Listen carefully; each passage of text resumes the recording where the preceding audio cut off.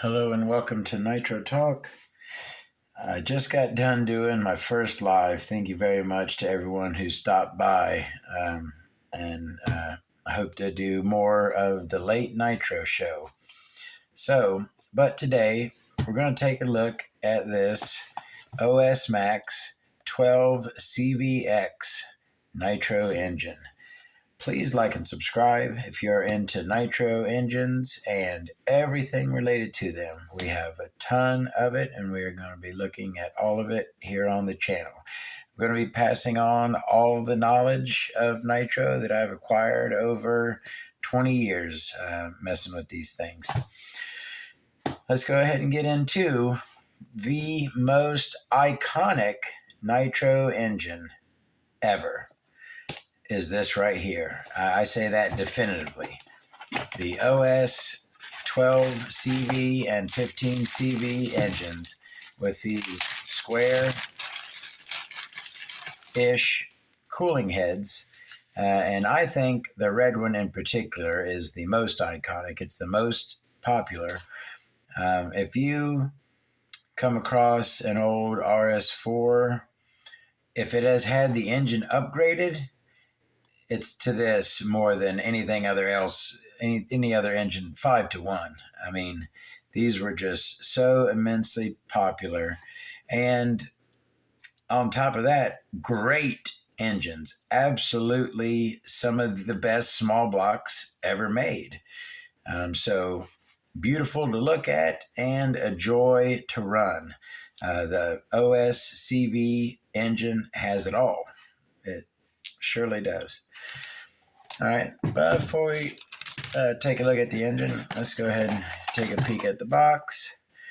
And not a lot of info on my card on this one, just that I rebuilt it on 8/23/18. And looks like the original owner's manual there. So the Max 12 CV and 12 CVX. As you can see, this is the CVX, and the X denotes that it has a pull start. The 12 CV is this standard engine here with the closed backplate. So, it's time. I mean, you gotta love these, right? Is there any reason not to love the OS CV? I don't think there is. Again, like I said, it makes great power. Fits into anything. You can get a version with rotary or slide carburetor. It is a side exhaust engine. I don't believe they made it in rear exhaust. But several crank configurations. This one is a threaded crank. I'm sure you could get a standard crank as well. The carburetors on here, I have a trick that I want to show. It's going to be an upcoming Todd's tip on how to fashion a carburetor boot for these old small blocks out of a couple of O-rings. It works quite well. A lot of these carb boots, dust boots, will dry out. This is the dust boot right there that I'm referring to. Helps to seal the carburetor around the throttle arm right there. But I'll show that trick in a upcoming Todd's Tips episode. So let's go ahead and take our iconic OS Max CV power cooling head off of there, and looks like not the best looking underhead. I have been messing with nitro engines, RC cars, my whole life, but nitro engines for around 15 to 20 years approximately. I have to think about it and figure it out. But really didn't get into them until maybe 7 or so years ago, and didn't really have my methods down of storing, protecting, my running, my breaking in methods until a few years ago. So at the time that I rebuilt this, I'm sure this engine is clean, but that glow plug probably wouldn't have been left in there nowadays. That glow plug looks pretty bad, and it looks like that head has some pitting on it. I probably would refinish that nowadays. Probably. All right, let's go ahead and take this back plate off. Like I said, this is equipped with a pull starter. And did I put the piece of fuel tubing on the pull handle? I'm not positive. Again, I did rebuild this 4 years ago, but I don't exactly remember what I did to it, or if it just kind of came in like it was, and this may have just been one that I cleaned some dried fuel out of the inside and put it back together. Or it could have been one that came out of a vehicle, who knows? So always good practice when removing a pull starter, and I will be doing a rebuilding your pull starter video soon. But to avoid having to rebuild it, always good practice. Take a screwdriver, just pull it back ever so slightly to where you can stick that screwdriver in there.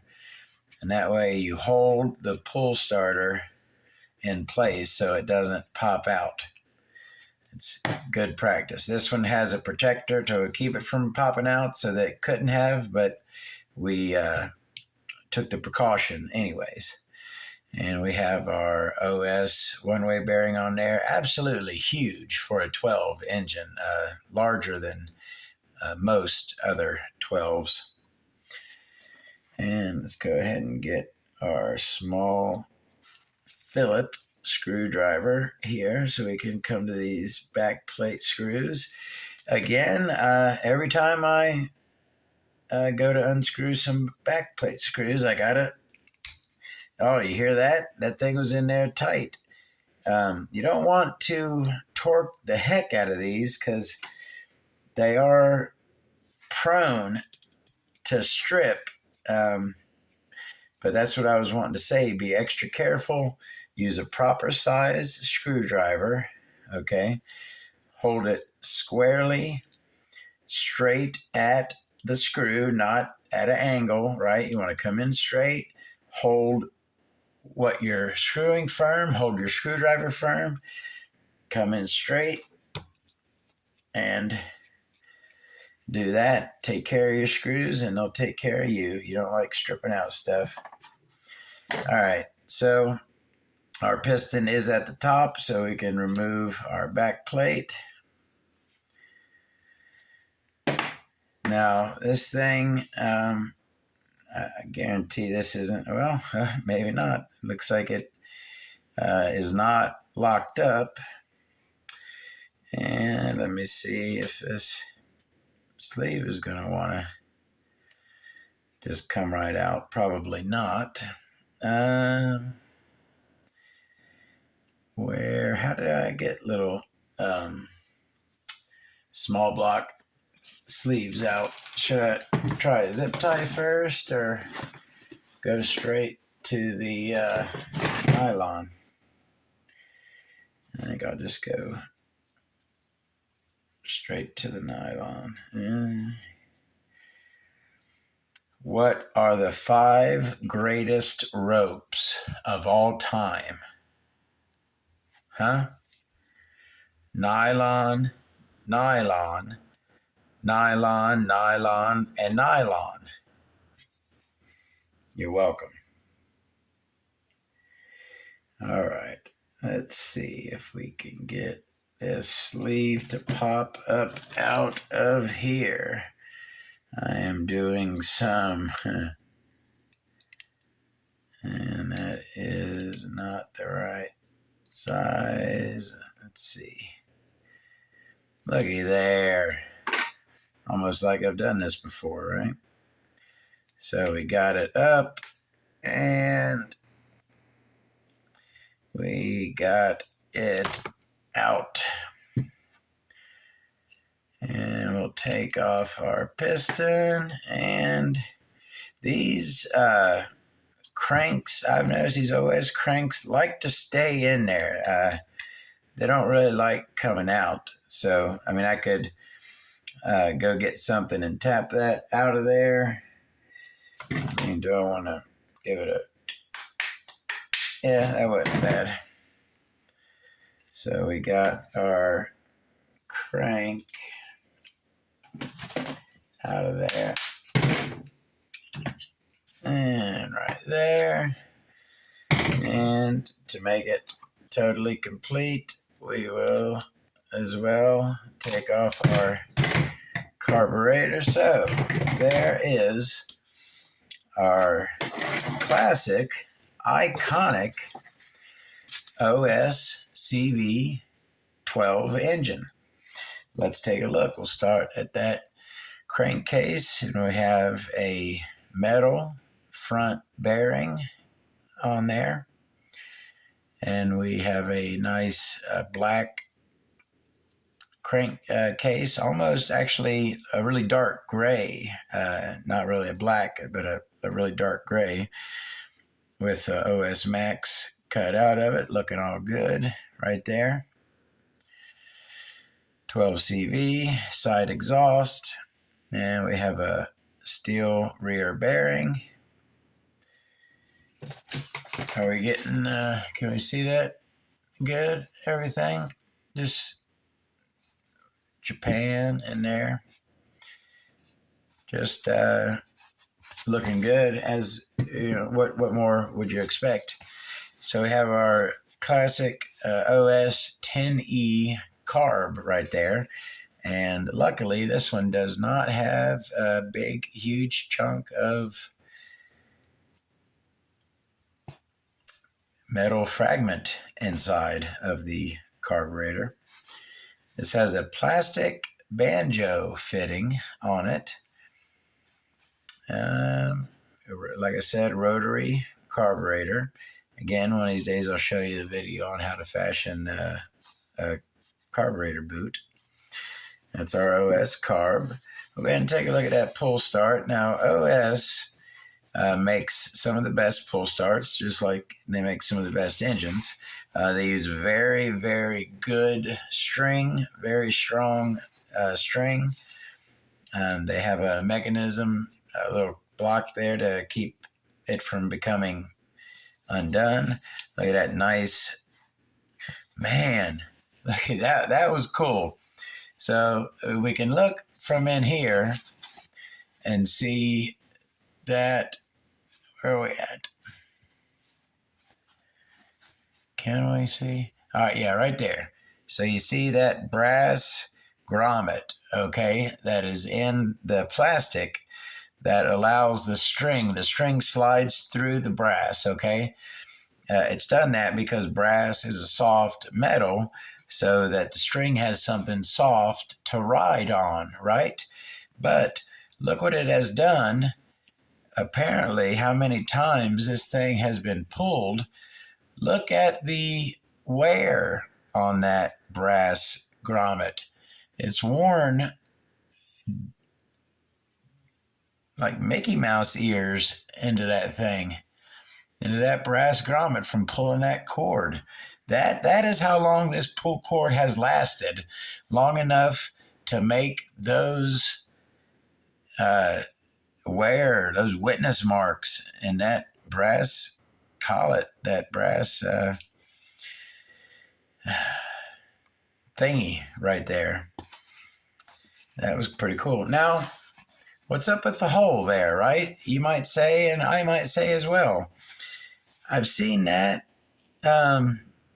Do people do it to clean the one-way bearing? That's one thing. They drill a hole there and then spray motor cleaner in to clean the one-way bearing. I have sealed a few of these up. I've come across with a hole there. I usually seal it up with some shoe goo.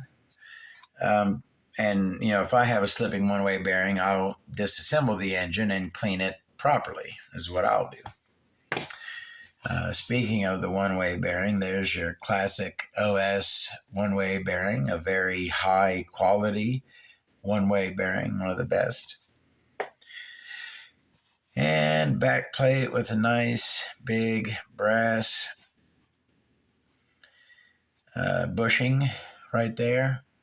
That's a lot like a bushing as well in there, that brass piece in the pull starter. But looks like we have an intact gasket on there. I will try to be very careful and keep that gasket intact on there. There is our very thick starting shaft right there. All right, let's go ahead and look at that teeny little crank. What are these 12 cranks? I think they're 11 and a half or something. Is that what they are? 11 or 11 and a half? Maybe 9 and a half? I think 11 and a half. We'll see. It is 9. It looked like 9. Where did I get 11 and a half? Something's 11 and a half. So we got a 9mm crank and not anything done to it, which I tell you what, that would be a cool project. Do some work. I'm sure plenty of people have done it. Do some work to the OSCV crank here. Give her a nice fang, open her up a bit, put a little shark fin on the leading edge there. That'd be pretty cool. Got a little bit of rust inside there, if you see that inside of that crank there, a little bit of rust. All right, we looked at that cooling head again. That glow plug looks like crap in there, and it looks like we have some light sandblast pitting on that combustion chamber there. All right, piston and sleeve. Tell you what, that piston appears to be in really good shape. Is that almost just looks like, yeah, that's, tell you what, that thing almost looks brand new. That color there is just like some dried oil, but it comes right off for the most part. Maybe not on the top there, but yeah, I mean, that piston appears to be in really, really good shape. And see, it looks like someone, might have been me back in those days. I certainly did not have my process down, and I fought with connecting rods to get them off of the crank, and you can see that it looks like someone has been prying on this thing. It's got some damage to it. That's never good to do. If that thing don't come off, just keep running the engine until it does. Eventually that thing will come off of there. But yeah, don't mar up your metal like whoever did to that one. And then finally, your classic. Now, the OS CV, the most iconic engine of all time, is it a nickel plated sleeve? I mean, doesn't look like chrome to me. But that is the sleeve. This pretty basic ports on that, which, I guess that's a good lesson. You don't need fancy fangs and angle cuts and super cool rooftops on your exhaust.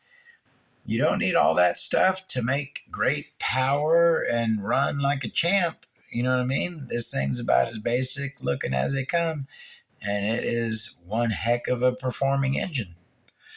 So let that be a lesson to you. That is a look at the iconic OS 12 CV engine with the pull start. Thank you very much. Again, please like and subscribe. Come back for more videos. Tons more to come.